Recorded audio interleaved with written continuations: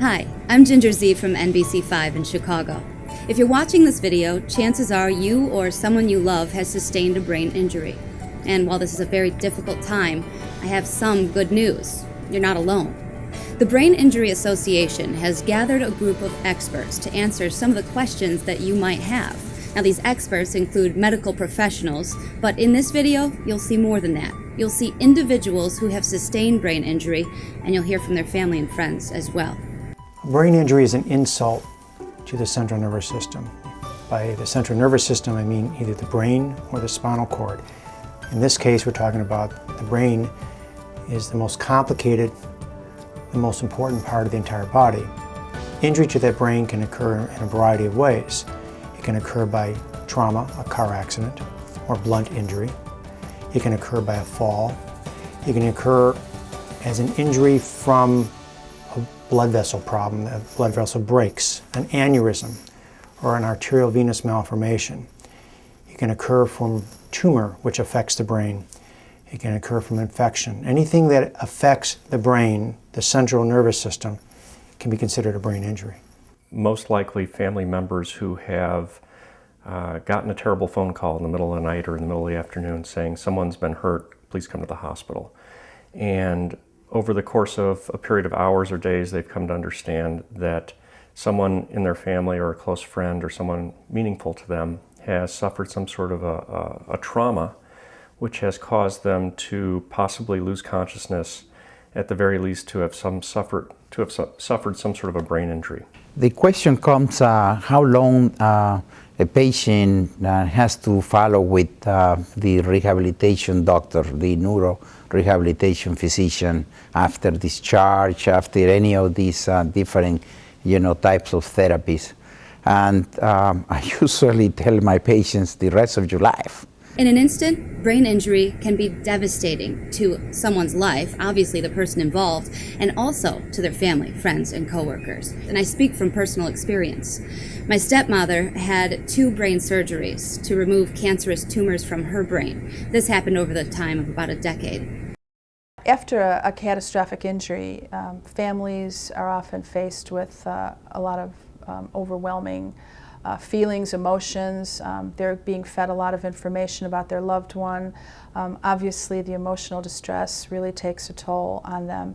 And at the same time, you have to be making decisions about, in the SICU or the emergency room or wherever you find yourself, you're just depending on your medical professionals to give you a lot of information, and you're trying to take that information in. But a lot of times it's very difficult for people to really absorb that information, and people need to know that they can ask people to repeat that information. They need to be able to ask questions.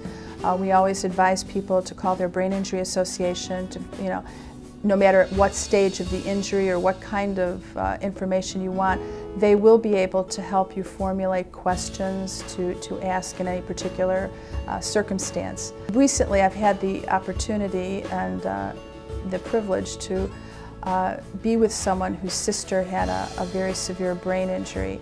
And as a friend, I went in there as a friend and not, certainly as a professional on the other side. So I really got to see firsthand how difficult it is for families to absorb all the information that we're giving them. And so we were able to help, talk about rehabilitation. They were able to talk to the social worker and also have a conference with the doctor. Medical people and your doctors and nurses and therapists are more than willing to talk to you and help you, and never feel afraid to ask those questions, to ask people to repeat those questions and answers to you, and never be afraid to call your Brain Injury Association and ask them for help. There's another group of people who have suffered a trauma above and beyond the patient, and that's the family, the people who are listening to this. Interestingly, the patient probably won't remember much of what happens, but the family will.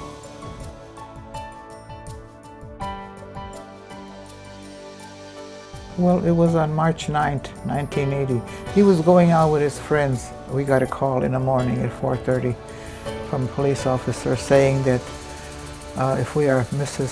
and Mrs. Famera, that our son was in an accident. And I said, oh yes? He says, yes. I said, well, how bad is he? They said, you better come down and look. If it wasn't for my family and for my brothers and sisters, the way they helped Jim rehab with his speech and his, even he said like tying his shoe and just learning to eat, it was just tremendous. He wouldn't be where he is today. He'd probably just be a vegetable laying in the bed, you know. And so for us, the family was very, very important.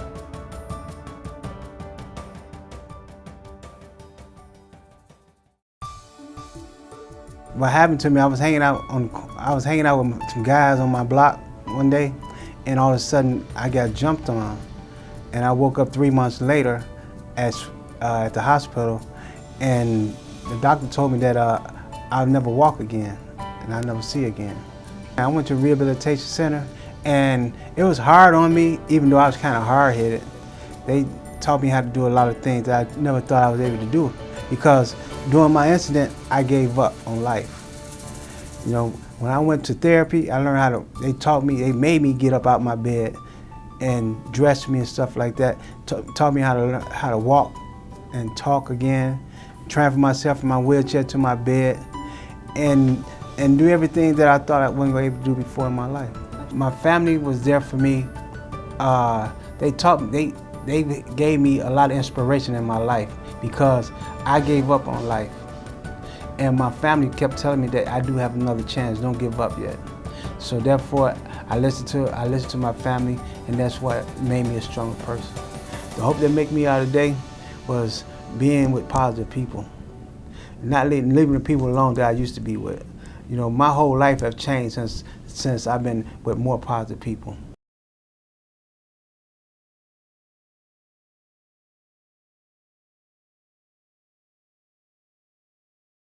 December 16th, 1993 was an important day for me, because that's the day that I suffered a ruptured aneurysm. When I woke up from the hemorrhage, I was in the hospital room, and there was my doctor, Dr. Daniel Hafez, and my two brothers, Robert and Alvin Gutierrez. The doctor said, you have suffered a major brain injury, an aneurysm in your brain, a subarachnoid hemorrhage, and you have 4 cups of blood in your brain. A day doesn't go by in my life that I don't think of this aneurysm. And I'm grateful that I had it. And I'm grateful that I'm here to tell you about it, because what I want to tell you is that you should never give up if you are someone who has suffered a brain injury, because you can survive a brain injury. And also, if you're a family member of someone who has suffered a brain injury, you should never give up on them. The recovery from brain injury is unpredictably predictable, in that we know that people go through a genesis or metamorphosis. They change, they develop, or they redevelop. How long they're in each of these stages, we can't say for sure. Many individuals after brain injury have sort of a sleep-wake sort of confusion. They sleep during the day, they're awake at night, or their sleep is very fragmented and broken up. And all of us, if we're not having adequate sleep, at some point, sometimes get very agitated or even angry. These folks may be confused, they may not act right, they may have some memory problems, they may be more sleepy or more tired than usual. And for the most part, these patients do well and recover, and it may take days to weeks or even months until they're back to normal. And a very small number of folks who have a mild brain injury may not recover completely. To this day, every time I do a live shot, I worry about the fact that I'm going to forget my name and forget where I'm at. I'm not afraid that I'll forget the material, but I'm afraid that I'm going to forget my name and where I'm at, because my short-term memory is still affected by this.